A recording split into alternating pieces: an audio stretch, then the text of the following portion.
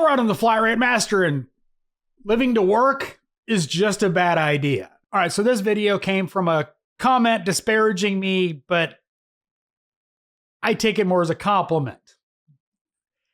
Because he talked about how shop owners live to work and technicians work to live. Now, in my past, I very much lived to work. And there's too many problems that come with that. So we're going to go over some of that stuff, and I encourage you to work to live, whether you're a shop owner or a technician. Living to work is going to kill you. Some background on me. I've worked since I was 16. My first day at Six Flags Over Georgia, I worked a double shift. I have no problem working. That was a very long time ago. Fast forward to when I was working for Motorvac Technologies as a regional sales manager. 20-hour days were not unusual for me at all.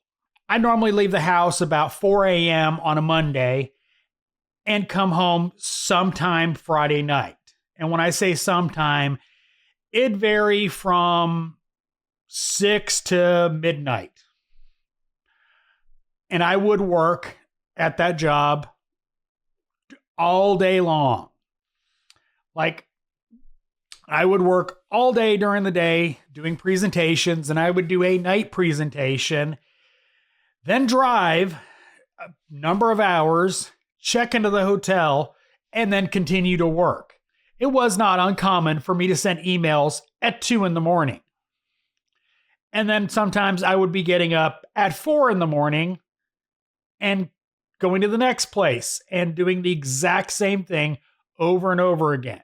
Now, for technicians or shop owners that live to work, your body is going to reject it. The more you work, the worse your health is going to be. I don't care if you go to the gym and work out and you're killing yourself. You're literally killing yourself. If you are that obsessed with work, mentally, you're destroying yourself. Now, when I was traveling like that, part of the reason why I worked so late was on the weekend, I could come home and spend time with my kids and my wife and not have much as far as paperwork to do when I got home, because I'd have to do reports, have to send in my expense reports, etc., etc. Most of that stuff was done while I was traveling. Most people that live to work ignore their family. Well documented across many, many studies. Chances are, if you live to work, you are sacrificing what should be the most important part of your life, your family.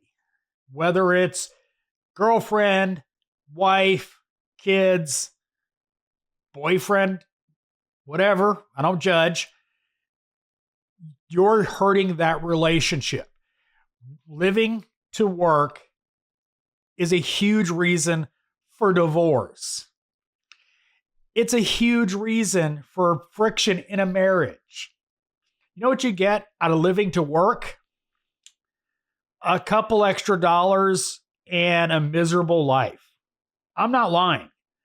Yeah, you may enjoy working, but chances are the damage you're doing to the rest of your life isn't going to be replaced by the money you make.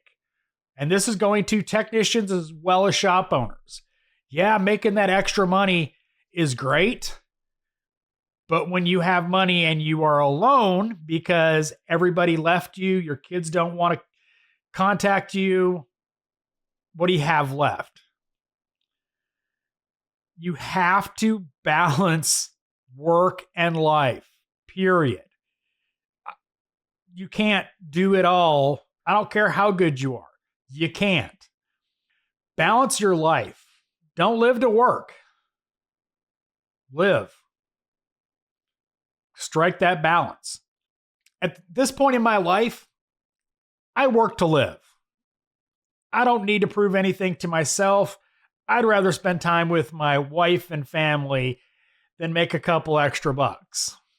There's been plenty of times in my life where I have sacrificed my life for work. And quite frankly, it's not worth it. Work to live. Period. You shouldn't be killing yourself, because you are, and you're killing your relationships. I know this was preachy, but it's important for people to understand living to work is no life. Get a life. So, as always, thanks for watching. I am the Flat Rate Master.